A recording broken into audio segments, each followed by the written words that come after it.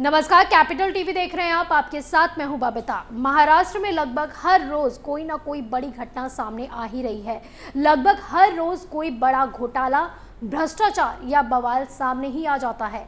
कुछ नहीं होता तो ईडी, इनकम टैक्स या फिर सीबीआई की छापेमारी ही हो जाती है। एक बार फिर यही कहानी दोहराई गई है और ईडी ने नागपुर में छापेमारी की है। क्या है पूरा मामला, इस रिपोर्ट के जरिए देखिए।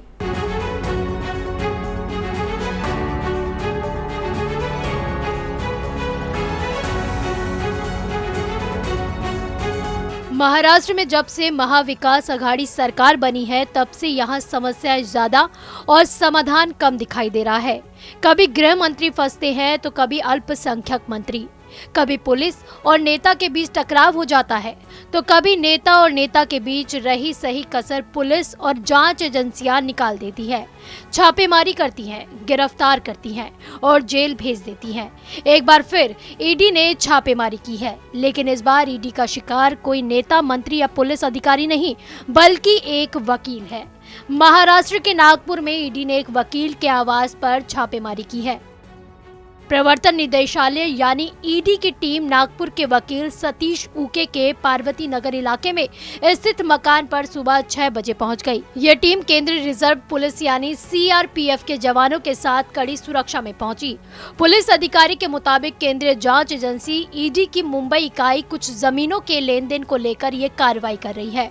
वकील सतीश उके महाराष्ट्र के कांग्रेस नेता नाना पटोले के वकील है। पटोले ने महाराष्ट्र की पूर्व खुफिया प्रमुख और आईपीएस अधिकारी रश्मि शुक्ला के खिलाफ कथित फोन टैपिंग मामले में 500 करोड़ रुपए की मानहानि का केस दायर किया है।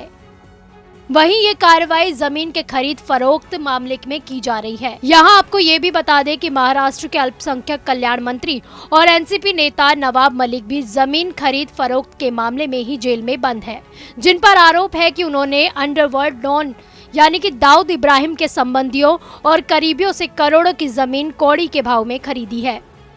वहीं दूसरी तरफ ईडी पर यह आरोप लगाए जा रहे हैं कि वकील सतीश उके कांग्रेस नेता पटोले के वकील तो हैं ही, लेकिन इन्होंने भाजपा नेताओं, खासकर पूर्व सीएम और बीजेपी नेता देवेंद्र फडणवीस के खिलाफ कई याचिकाएं कोर्ट में दाखिल की थी। एक याचिका में उके ने फडणवीस पर आरोप लगाया था कि चुनावी हलफनामे में फडणवीस ने आपराधिक मामलों का खुलासा नहीं किया था, इसलिए उनके खिलाफ आपराधिक कार्रवाई की जाए। उके ने आरोप लगाया कि भाजपा नेता ने 2014 में उनके खिलाफ 1996 और 98 में दर्ज 2 आपराधिक मामलों, धोखाधड़ी और जालसाजी को छुपाकर झूठा हलफनामा दायर किया था। वकील उके ने बॉम्बे हाई कोर्ट की नागपुर खंडपीठ में सीबीआई जज बीएच लोया की संदिग्ध मौत को लेकर भी याचिका लगाई थी। जज लोया सोहराबुद्दीन शेख के कथित फर्जी एनकाउंटर मामले की सुनवाई कर रहे थे। उनकी 2014 में नागपुर में हृदयघात से मौत हो गई थी। यहाँ एक बात ध्यान देने वाली ये है कि जब भी ईडी, सीबीआई या इनकम टैक्स जैसी केंद्रीय एजेंसियां कोई भी कार्रवाई करती है, जब भी छापेमारी करती है, तो अघाड़ी सरकार ये कहते आरोप लगाते हुए नजर आती है कि ये बदले की कार्रवाई हो रही है, भाजपा नेता और केंद्र सरकार के इशारे पर हो रहा है। लेकिन एक बात समझ में नहीं आती कि इस कार्रवाई के बाद कोर्ट भी उन नेताओं का जेल भेज देता है। आखिर क्यों और कैसे? अनिल देशमुख केस और नवाब मलिक पर कार्रवाई इसके सबसे बड़े उदाहरण है। अब देखते रहिए कैपिटल टीवी। नमस्कार।